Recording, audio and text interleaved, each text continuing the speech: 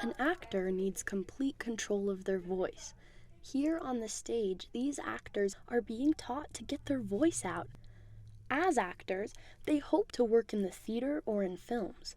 Marie Antoinette Banks, a junior theater major, is no exception. I would like to be a professional actor. Yes, a professional actor. Becoming a professional actor takes a lot of practice and many opportunities. And for one of only 2 Black women in the theater department who consistently audition for plays, those opportunities seem limited. I'm always thinking about where I fit into things. And I think it's one thing that really stresses me out and I don't like. It's like things that are completely out of my control can determine whether or not I work. Marie is aware that not many of her classmates look like her. It's definitely isolating. I'm kind of just like hyper aware of what I look like in comparison to everyone in this department. I kind of just feel like a sore thumb. In the historical play The Revolutionists by Lauren Gunderson, Marie plays the role of Marianne. I think her description is like a badass Black woman in Paris. Many historical plays tend to be about primarily white characters, which makes for fewer roles for Black actors. The play only has 4 characters, but the department wanted to double cast, meaning there would be 8 actors playing the parts. And with only 2 Black actors, their options were kind of like pretty clear from the start. Some actors may wonder what role they will receive, while Marie just knew that her and the other Black actor would play the same part. And I was frustrated, and I was kind of just like, I don't want to play into it.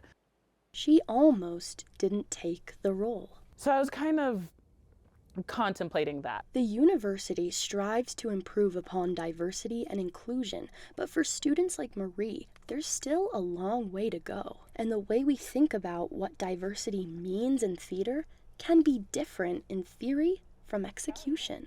Okay, so if you hear either of these sounds, so you just know if you hear this, it's paraphrasing. I like to think of it in terms of equity, diversity, inclusion, and access, and how we can represent that in our programming, in our teaching, in our considerations of each other. I don't think it should be my nor anyone else's job to feel like it's their job to like patch the holes in this department, and I think that's kind of like what I was feeling. Marie sums up her experience in the department as isolating at times. Since The Revolutionists, I think it's like the most isolated I've ever felt in the department. Is there even a solution to the lack of diversity in the theater department? I know specifically for this department, we should always be aware of the casting pool we have when we're choosing shows. I think we just need to realize where we are. There's also plenty of amazing shows by diverse playwrights that come from all different types of backgrounds that don't have specified characters. We can try as hard as we can in theater and dance, but if the population of the institution or the university is not the global majority, then we have a problem. The show ending came with mixed emotions for Marie.